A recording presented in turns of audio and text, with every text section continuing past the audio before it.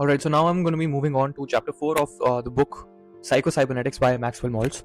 So, how to de-hypnotize yourself from false beliefs. Convictions are more dangerous enemies of truth than lies.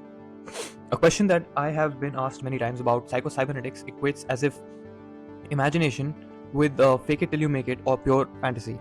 Nothing could be further from the truth. Fake it till you make it is external, superficial, and unrealistic. It is sometimes taught to salespeople to their financial and emotional detriment. Instead, psycho-cybernetics, including as if imagination practice, is not about fraud but a search for hidden truth.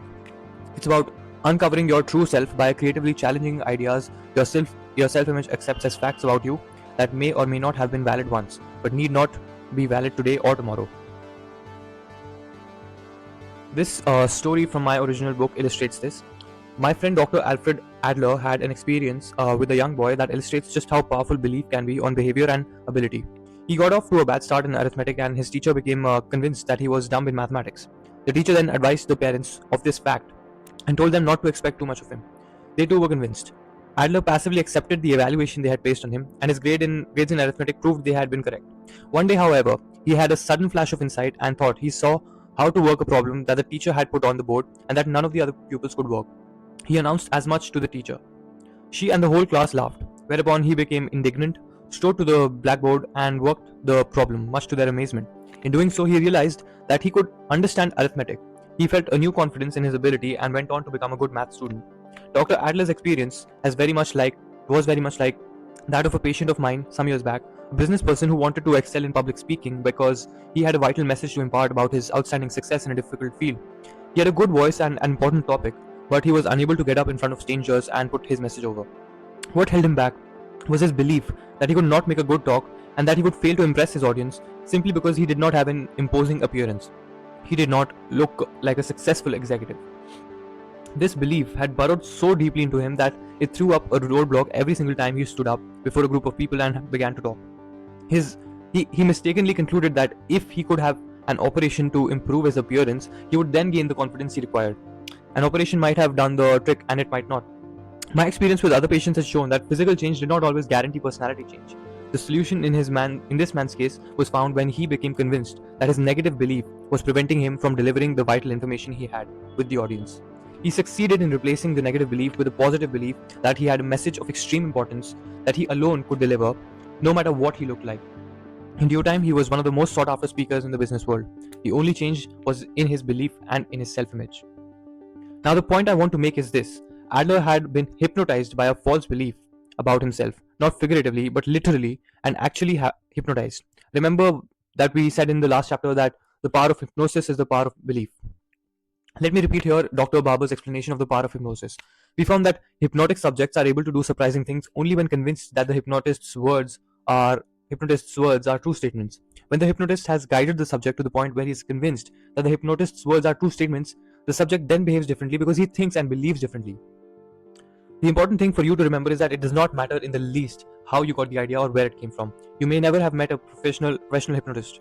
You may never have been formally hypnotized, but if you have accepted an idea from yourself, from your teachers, your parents, your friends, your advertisements or any other source, and further, if you are firmly convinced that the idea is true, it has the same power over you as the hypnotist's words have over the hypnotized subject.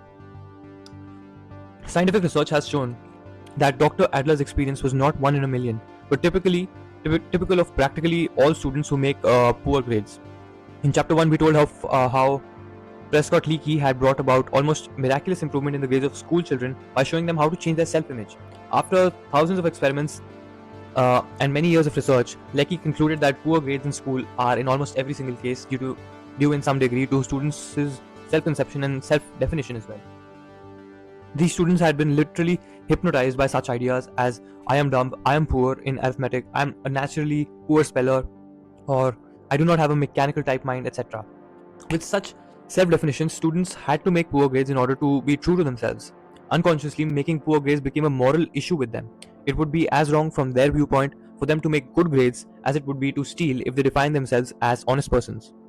Remember that this hypnotic programming gains permanence by coming from an authoritative source, through repetition and through intensity. Deprogramming and reprogramming requires you to provide these very same factors. Dr. Adler's childhood experience included authoritative sources, his parents and teachers, hearing it repeatedly and consistently and having it reinforced through intensely humiliating experience. His liberation began with another intense experience and emotional reaction which freed him and motivated him to question and challenge the belief. The case of the hypnotized salesperson. In the book Secrets of Successful Selling, John D. Murphy tells how the famous sales expert Elmer Wheeler used Lecky's theory to increase the earnings of a certain salesperson. Elmer Wheeler had been called in as a sales consultant to a certain firm. This is the excerpt from that book. The sales manager called his attention to a very remarkable case. A certain salesman always managed to make almost exactly $5,000 per year, regardless of the territory they assigned him or the commission he was paid. Because this salesman had done well in a rather smaller territory, he had been given a larger and a much better one. But the next year, his commission amounted to almost the same amount as that he had made in the smaller one, $5,000. The following year, the company increased the commission paid to all salesmen, but this salesman still managed to make only $5,000. He was then assigned one of the company's poorest territories, and again he made the usual $5,000. Wheeler had a talk with this salesman and found that the trouble was not in the territory, but in the salesman's own evaluation or own viewpoint of himself. He thought of himself as a $5,000 per year man, and as long as he held that concept of himself, outside conditions didn't seem to matter much. When he was assigned a poor territory, he worked hard to make that $5,000. When he was assigned a good territory, he found all sorts of excuses and reasons to post when the $5,000 was in sight. Once when the goal had been reached, he got sick and was unable to work anymore that year, although doctors could find nothing wrong with him and he miraculously recovered by the first of the next year. Obviously, that's an old story dated by the $5,000 earning number. After it appeared in the first edition of this book, I began to get letters about the story from sales manager after sales manager, each citing a similar story. They all would say that they had a person just like that in their organization with whom they were completely frustrated.